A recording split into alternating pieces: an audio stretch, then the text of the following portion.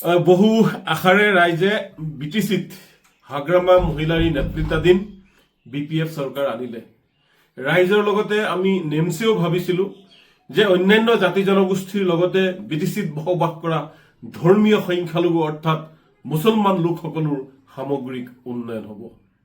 হাগ্ৰামা মহিলাৰী নেতৃত্বাধীন চৰকাৰখনে বিটিচিত আহিয়েই প্ৰথম উপহাৰ দিলে তেওঁলোকে যি মুছলমানৰ শত্ৰু দল তেওঁলোকে বিজেপিৰ লগত মিত্ৰতা স্থাপন কৰিলে।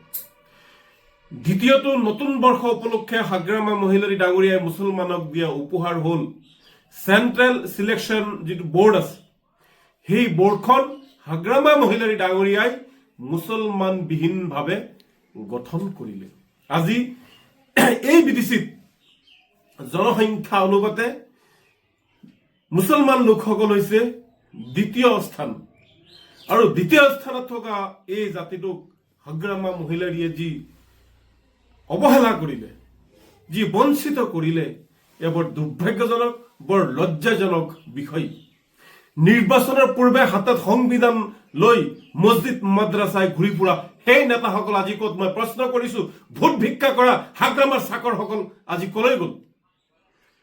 অকল মুছলমানসকলক বুৰ্বক বনাই মুছলমানসকলৰ আৱেগক বিক্ৰী কৰা সেই নেতাসকল আজি ক'ত? মই প্ৰশ্ন কৰিছো।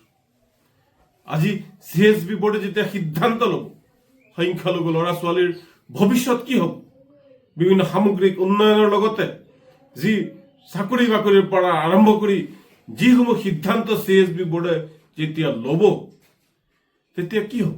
কিয় এই অৱহেলা কৰিছে হাগ্ৰামা চৰকাৰে? তাৰ উত্তৰ বিচাৰিছো হাগ্ৰামা মহিলাৰী ডাঙৰীয়াৰ পৰা।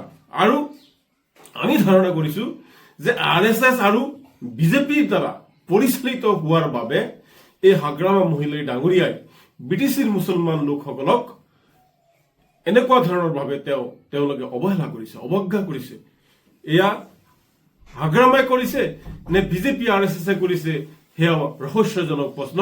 গতিকে হাগ্ৰামা মহিলাৰী ডাঙৰীয়াক আমি আহ্বান জনাইছো নেমছৰ ফালৰ পৰা, এই যি আপোনালোকে যি নটিফিকেশ্যন, যি জাননী আপোনালোকে জাৰি কৰিছে, এই জাননী পুনৰ বিবেচনা কৰিব লাগে আৰু অতি কমেও 2জনকৈ সদস্য চেন্ট্ৰেল সিলেকশন যি বোৰ্ড আছে তাতে আপোনালোকে স্থান দিব লাগে।